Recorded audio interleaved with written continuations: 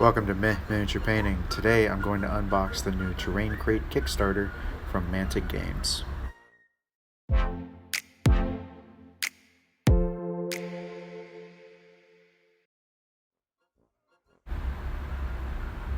So I was really looking forward to this Kickstarter, and I'm going to say right now that Mantic did not disappoint. I was inspired to pick up some more scatter terrain after seeing some videos from Adam at Tabletop Minions.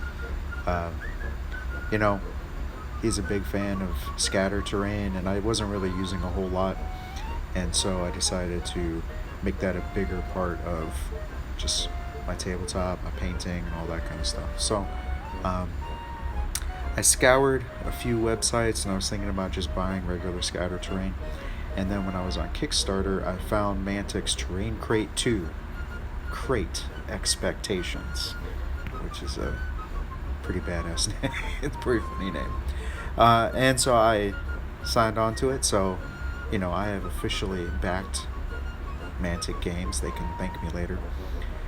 So it closed back in March of 2019, and the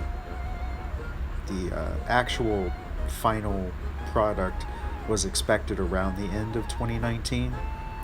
So unfortunately, there was this virus that came out of China right around that time. Don't know if anybody is aware of it, but it shut down production at all the facilities, so they had to really just wait for all these facilities to reopen, and then they were making things that were kind of higher up on the priority list than little tiny pieces of plastic furniture and bathtubs and things. So it eventually came out, and then it had to go through shipping. All the shipping was delayed, and then it showed up to my house. So it really wasn't Mantic's fault. It was just kind of the way things go when you have a globalized world. But it was delayed. Fulfillment was delayed by about 7 months. And then everything that's in this video, the total of my Kickstarter was £65. In terms of money, £65, which comes out to right around $80 American. So there's quite a bit of plastic, and these were some big boxes. So it actually, I think, was a really good deal. So the themes that were included with this, with the stretch goals, were, and I'm just gonna call them my own classifications because I don't have a piece of paper in front of me. But so there was this office furniture, which included like a like bathtubs and sinks and things like that, which I thought was actually pretty neat. The back of the toilet changes out, so you can have that old style like you see in Godfather, where Michael has the gun from the back of the tank. And then it also has like a boiler, or it could be a furnace, but it kind of looks like a boiler, for like heating an office. So it actually was pretty neat. There's ruins and rubble, which is kind of what I'm looking at now. So it's just oh no, this part is a different part, but the first bag that I opened there, it's just a bunch of broken down walls and little corner pieces and stuff like that. There's a bunch of bags that are religious, which looked really neat. There's like a bunch of pews, there's a pulpit, there's some just various iconography that goes really well with like a religious terrain. It had statues and tombstones. There's a military checkpoint, which is kind of what I'm looking at right now. There's like barrels.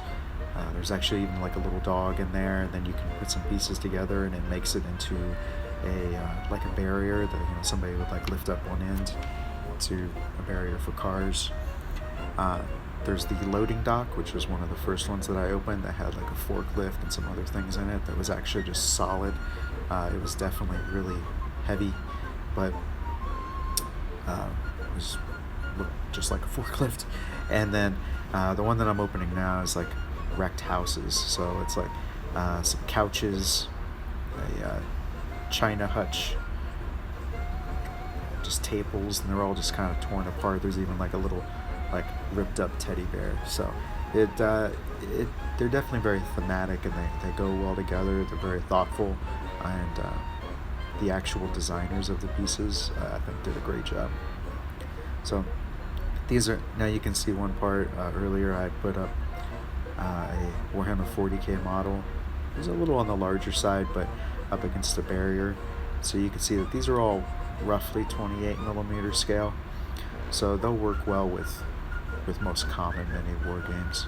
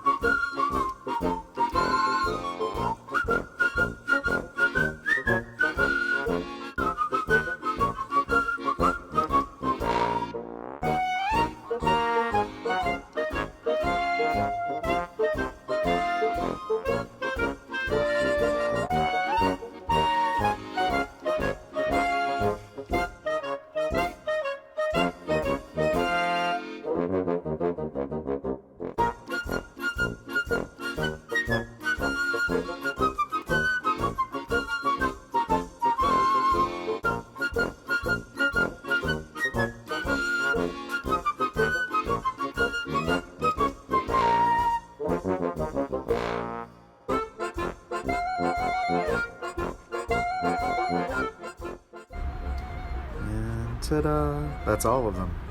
So I'm going to show some pictures of each one here, and you can see everything. I don't know when this will be available for commercial purchase, but I'm happy with the quality. If you have the opportunity to pick it up, I definitely think you should. One piece of rubble was broken. One of the wheels had broken off a bicycle, but that could be easily glued back together. So I think they did a really great job with this, and I would highly recommend picking one up, and I would back them again in the future. If you enjoyed this and want to see more of my work, give this video a like, comment, subscribe. You can also see what I'm doing by checking out all my social accounts. The link is down in the description. Thanks, and I'll see you next time.